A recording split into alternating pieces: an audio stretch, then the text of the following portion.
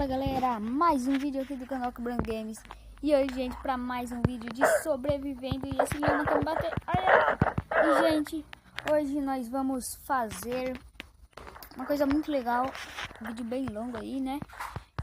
Então a gente vai reformar todo esse mapa. Vamos fechar esses buracos e aqueles lagos que não prestam.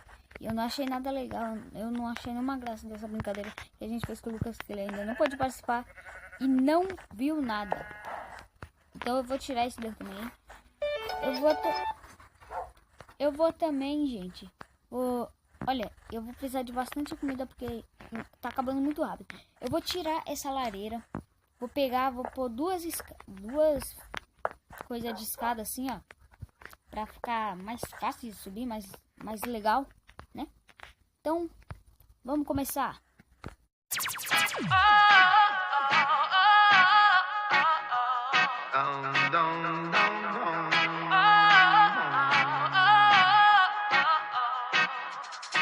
Vou reerguer o meu castelo, ferro e martelo, reconquistar o que eu perdi. Eu sei que vão tentar me destruir, mas vou me reconstruir, voltar mais forte que antes. Quando a maldade aqui passou e a tristeza fez abrigo, luz lá do céu me visitou e fez morada em mim. Quando o medo se apossou, trazendo guerra sem sentido, a esperança que ficou segue vibrando e me fez lutar para vencer, me levantar e assim crescer.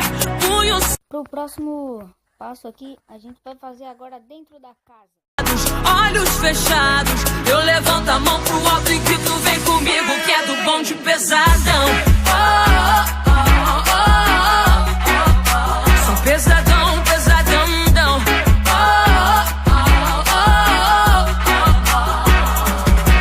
Ainda erguendo os meus castelos, vozes e ecos, só assim não me perdi.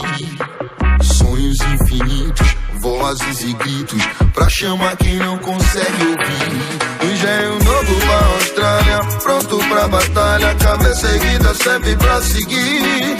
Se tentarmos parar, não é bem assim, ficaremos mais bem forte do que antes. Do sul ao norte, sonoros malotes, música da alma pra sábios e fortes. Game of Thrones, com a gente não pode.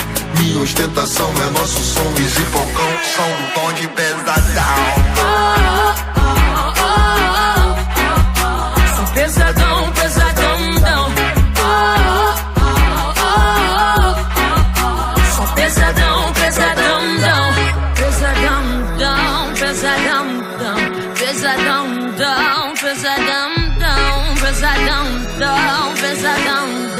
Pesadão.